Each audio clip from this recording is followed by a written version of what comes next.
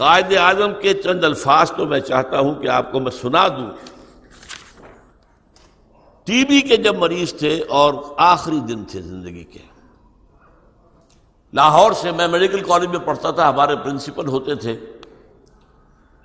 الہی بخش صاحب، انہیں بھی بلایا گیا تھا علاج کے لیے، اور جو ٹی بی کے امراض کے اسپیشلسٹ تھے پروفیسر ریاض علی شاہ، انہوں نے پھر ایک اپنے انٹرویو کے اندر بتایا کہ اس وقت کے حالات کیا تھے۔ حالت یہ تھی اتنے کمزور کہ ذرا دو چار جملے بولتے تھے تو سانس پھٹ جاتا تھا، تو ہم نے پابندی لگا رکھی تھی کہ آپ گفتگو نہ کریں۔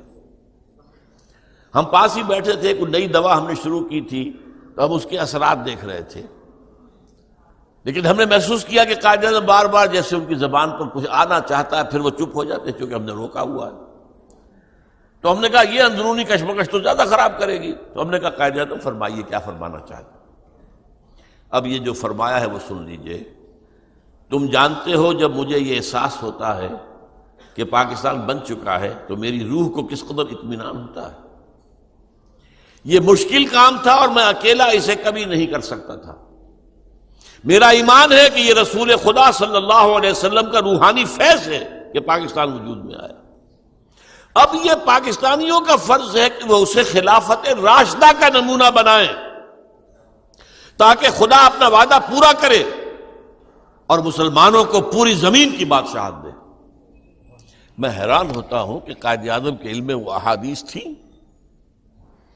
جن میں حضور نے خبر دی ہے کہ قیامت سے قبل پوری دنیا میں اسلام کا نظام قائم ہوگا۔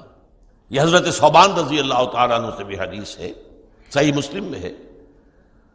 حضور نے فرمایا ان اللہ زوالی الارض، اللہ نے میرے لیے ساری زمین کو لپیٹ دیا۔ فرائیت مشارقہا و مغاربہا، میں نے اس کے سارے مشرق بھی دیکھ لیے، سارے مغرب بھی دیکھ لیے۔ وَإِنَّ أُمَّتِي سَيَبْلُغُ مُلْكُهَا مَا زُوِّيَ لِي مِنْهَا، اور میری امت کی حکومت ان تمام علاقوں پر قائم ہو کر رہے گی جو مجھے اللہ نے زمین کو لپیٹ کر دکھا دی۔ یہ حدیث میں حیران۔ اور بھی دور فلک ہیں ابھی آنے والے، ناز اتنا نہ کریں ہم کو ستانے والے۔ tables will be turned، اور غلبہ بالآخر اسلام کا ہوگا، اور اسی غلبے کا نقطۂ آغاز پاکستان شمار ہوگا تاریخ کے اندر۔ چمن کے مالی اگر بنا لے موافق اپنا شعار، اب بھی چمن میں آ سکتی ہے پلٹ کر چمن سے روٹھی بہار اب بھی۔